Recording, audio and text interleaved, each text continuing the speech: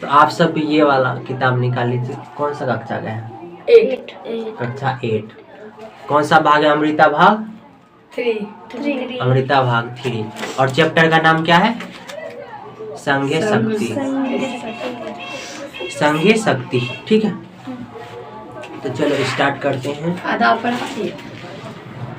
ये आइए शुरू से एक बार कर लेते हैं, ठीक है, स्पीड में देखना अच्छे से। अस्थि मतलब बोलो तो आप सबको पता होगा। अस्थि मतलब है। गंगा यह मतलब गंगा की। रमणीय मतलब रम्य यानी कि सुंदर। गंगा की रमणीय। तीरे मतलब बोलो। तीरे मतलब क्या होता है? तट या किनारे बोल सकते हो। तो गंगा के रमणीय तट पर, गंगा के रमणीय तट पर पुष्कल नाम को, जब ओ लगा रहेगा तो इसको विसर्ग कर देना। तो पुष्कल नामक, पुष्कल नामक। ग्रामः मतलब गांव, ग्रामः मतलब गांव, गांव। अस्थि मतलब है, यानी कि गंगा के रमणीय तट पर पुष्कल नामक गांव है। हो पाएगा? सबसे होगा? लिखे हो ना आप लोग? ठीक है। तो गंगा के रमणीय तट पर पुष्कल नामक गांव है। तुम अगर नहीं लिखे हो ना तो वीडियो देख लेना, उससे लिख लेना जो जो बोल रहे हैं, हो जाएगा ना? ठीक है। आगे देखो। तत्र मतलब बोलो वहाँ। तत्र मतलब वहाँ। बहुधन संपन्न। बहुधन संपन्न मतलब बहुत अधिक धन से संपन्न व्यक्ति को क्या बोलते हैं? धनी। तो वहाँ धनी, बहुधन संपन्न मतलब क्या? धनी। वहाँ धनी हरिहरो, ओ लगा है तो क्या करेंगे? विसर्ग। तो वहाँ हरिहर, वहाँ धनी हरिहर, वहाँ धनी हरिहर। नाम मतलब नाम का। कृषिका मतलब किसान था। कृषिका मतलब किसान था, ठीक है। तो वहाँ धनी हरिहर नामक क्या था? बोलो किसान था। किसान था। क्या यहाँ तक क्लियर है सबको? ठीक है। शुरू वाला बताना। गंगायाः रमणीय तीरे पुष्कल नाम को ग्रामः अस्ति। बोलो इसका अर्थ। गंगा के तट पर पुष्कर नामक गांव है। तत्र बहुधन संपन्न हरिहरो नाम कृषकः। बोलो तो अर्थ।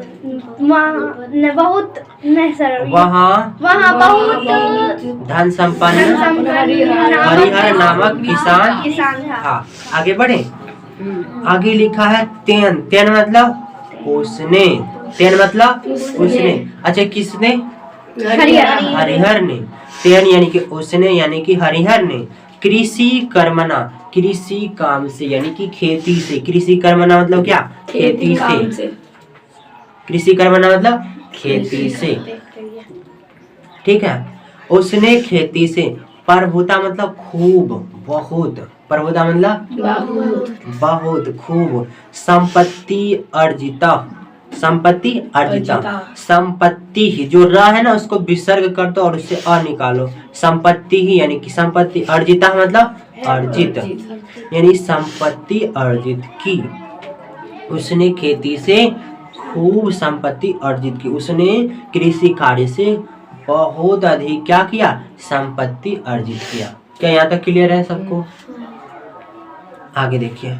ग्रामीण बोलो तो ग्रामीण मतलब गाँव में। च मतलब और, इसको एक स्टेप आगे ले लोगे। ग्राम में च तत्परिसरे यानी कि गांव और उसके परिसर में। परिसर मतलब आसपास में। गांव और उसके आसपास में। तेन, तेन मतलब, तेन मतलब उसने। तेन मतलब उसने। किसने? हरिहर ने। उसने। महती मतलब महान, बड़ा। महती मतलब महान। प्रतिष्ठा मतलब प्रतिष्ठा। संप्राप्त मतलब प्राप्त किया, ठीक है। तो गांव और उसके आसपास में उसने महान प्रतिष्ठा प्राप्त किया। क्या यहाँ तक क्लियर है? आगे देखिए क्या लिखा है। तस्य मतलब, तस्य मतलब उसका। किसका? हरिहर का। हरिहर का। तुम देख रहे हो निधि, ठीक है। तस्य मतलब उसका। किसका? बोलो हरिहर का। हरिहर का। उसका। चत्वारः मतलब 4। 4। पुत्रः मतलब पुत्र। अभवन मतलब है। हुए। उसका यानी कि उसके 4 पुत्र हुए। किसके? हरिहर का। हरिहर के 4 पुत्र हुए। उसके 4 पुत्र हुए। यहाँ तक क्लियर है? Yes sir. आगे चलिए, देखिए पितु मतलब पिता के, पिता। पितु मतलब पिता के, कार्य मतलब कार्य में, पिता के कार्य, कार्य में, पिता के कार्य मतलब कार्य में, पितुः कार्य, पिता के कार्य में, सह्यताम, सह्यता, सह्यता मतलब सहायता, न आकुर्वन नहीं करते थे, ना मतलब नहीं, आकुर्वन मतलब करते थे, नहीं करते थे, यानी कि पिता के कार्य में सहायता नहीं करते थे। अच्छा कौन बोलो? उसके चारों पुत्र। उसके 4 पुत्र पिता के कार्य में सहायता नहीं करते थे। आगे बढ़े, आगे देखिए लिखा है प्रति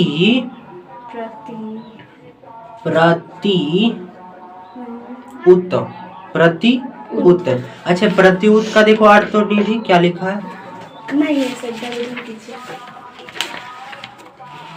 प्रतियुत यानी कि बल की है। सर ये प्रतियुत। है प्रतियुत। हाँ हाँ, अपितु या फिर बल की। प्रतियुत मतलब क्या होगा? अपितु या बल की।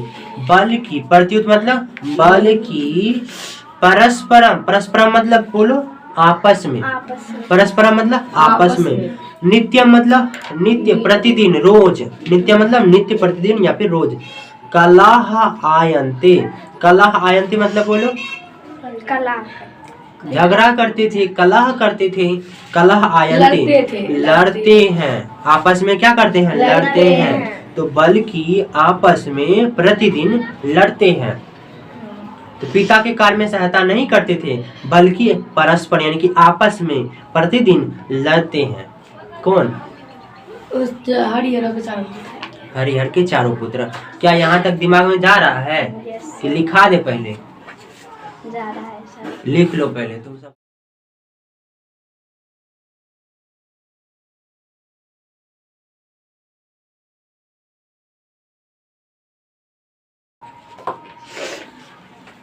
यहाँ तक हो गया था।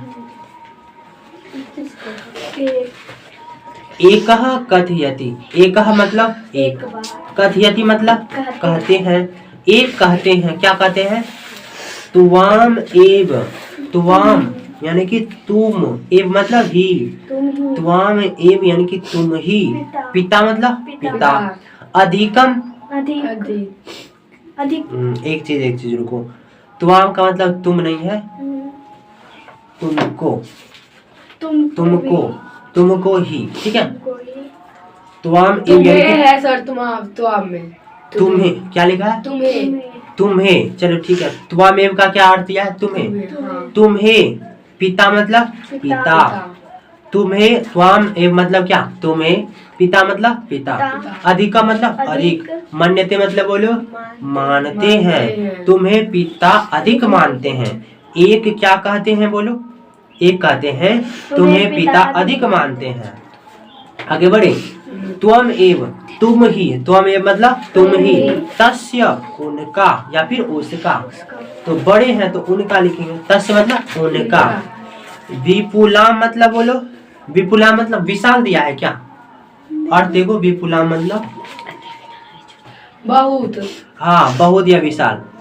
तो त्वम एव तुम ही, तस्य मतलब उसके या फिर उनके, उसके, बहुत, संपत्ति मतलब संपत्ति, प्राप्स्यसि, प्राप्स्यसि मतलब प्राप्त पाएंगे, हाँ प्राप्त करोगे।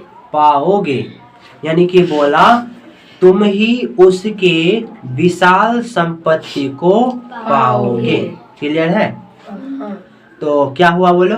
तुम ही उसके यानी उनके विशाल यानी कि बड़े संपत्ति मतलब संपत्ति को, प्राप्स्यसि मतलब क्या? प्राप्त करोगे या फिर पाओगे। आगे बढ़े, अपरह वदति, अपरह मतलब दूसरा, अपरह मतलब दूसरा, वदति मतलब बोलते हैं, दूसरे बोलते हैं या फिर दूसरा बोलता है। क्या बोलता है देखो, त्वम अतीब अलसः, त्वम मतलब तुम, अतीब मतलब बहुत, आलसा मतलब आलसी हो, तुम बहुत आलसी हो। आगे देखिए लिखा है कदापि, कदापि मतलब कभी भी, कदापि मतलब कभी भी, किमपि मतलब बोलो कुछ भी, कुछ भी, कदापि कभी भी, किमपि मतलब कुछ भी, हितकरम मतलब मना हित करम, हितकारी, हित भला, भला, उपयोगी मतलब उपयोग उपयोगी, उपयोगी मतलब उपयोगी, यानी कि हितकारी उपयोगी, कार्य मतलब कार्य, न मतलब नहीं, करोसी मतलब करते हो। बोल रहा है कभी भी कुछ भी हितकारी उपयोगी कार्य नहीं करते हो। समझे बात को? क्या इतना तक लिख लोगे? लिख लो पहले इतना। देखिए एक कहता है, कहता है का बात देखना विवरण या फिर इस तरह का विवरण दे दो। ये कहता है, ऐसा वाला चिन्ह क्या? ये कहता है तुम ही, रुक क्या है, तुम ही लिखा था ना, तुम्हें ही, तुम्हें ही, ठीक है, तुम्हें ही पिता, पिता, पिताजी लिख देना, पिताजी, पिताजी, तुम्हें ही पिताजी अधिक अधिक मानता है, या फिर मानते हैं, ठीक है, तुम्हें ही पिताजी अधिक मानते हैं, पूर्ण विराम दे दो, लिख दिए, तुम्हें ही पिताजी अधिक मानते हैं, आगे लिखना पूर्ण विराम देकर, तुम ही उनके, बहुत, उनके बहुत संपत्ति को तुम ही उनके बहुत संपत्ति को पाओगे, पूर्ण विराम दे दो। आगे लिखिएगा, दूसरा बोलते हैं, फिर दे देना विवरण चिन्ह, दूसरा बोलते हैं, विवरण चिन्ह है, आगे लिखना तुम बहुत आलसी हो, पूर्ण विराम दे देना, तुम बहुत आलसी हो, ठीक है, तुम बहुत आलसी हो। आगे लिखिएगा तुम बहुत आलसी हो के बाद पूर्ण विराम देकर, कभी भी कुछ भी, अच्छा 2 बार भी आया ना, पहला वाला भी को कट कर देना, कभी कुछ भी भला उपयोगी, भला मतलब क्या, हितकारी, भला मतलब मानने वाला, भला उपयोगी कार्य को नहीं करते हो, कार्य को नहीं करते हो, करते हो, क्या तक लिखिए, आगे बढ़, आगे बढ़ बेटा, आगे बढ़िए। देखो बोल रहा है तृतीया मतलब क्या, तृतीया मतलब तीसरा, उसके बाद लिखा है तथैव, तथा एव, तथा धन एव, वैसा ही, तथैव का देखो मीनिंग दिया है क्या, तीसरा वैसे ही, फिर वैसा ही, ठीक है, तीसरा वैसे ही, विद्या अध्ययन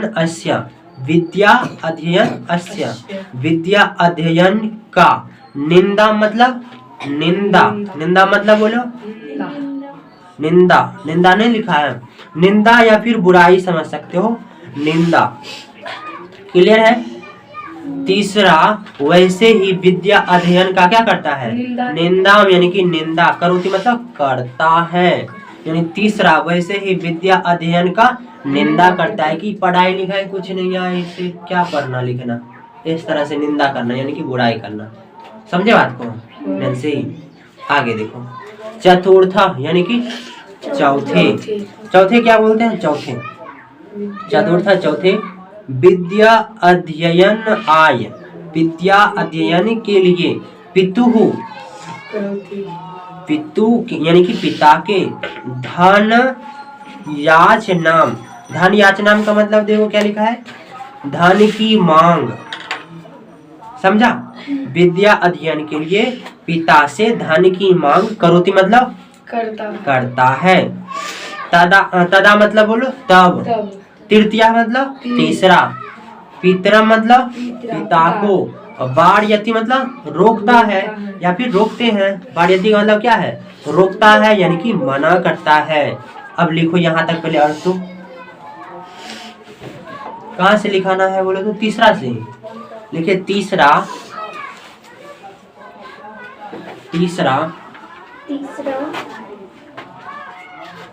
वैसे ही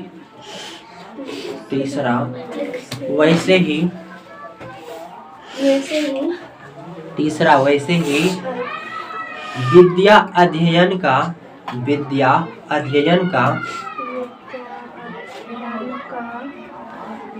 तीसरा, वैसे ही विद्या अध्ययन का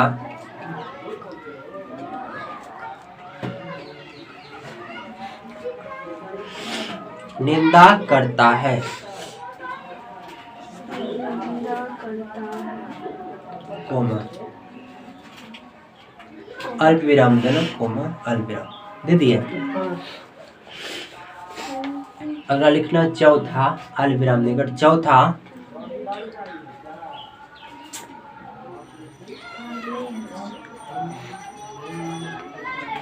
तो निंदा कैसे लिखी है? चौथा, किताब में तो लिखा है निंदा।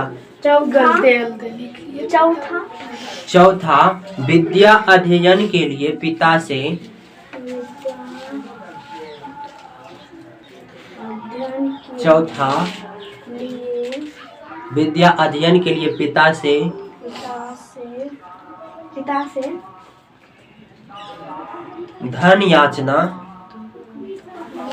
धन याचना, ब्रैकेट में लिखना धन की मांग, धन याचना, ब्रैकेट में लिखना धन की मांग, सही से लिखना अच्छे से, धन की मांग, धन की मांग करता है। ब्रैकेट बंद। धन की मांग को ही बंद करना था। हम सब कर दिए धन की मांग। तो अभी बोल रहे ब्रैकेट बंद कर लिए। धन की मांग करता है लिखे, लिखना तब तीसरा, तीसरा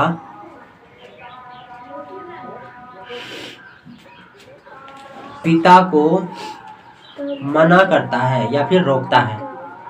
तब पिता को मना करता है। कर लिया, पूर्ण विराम दे दो, रोक दो। अब वीडियो को आज यहीं तक रखने देते हैं।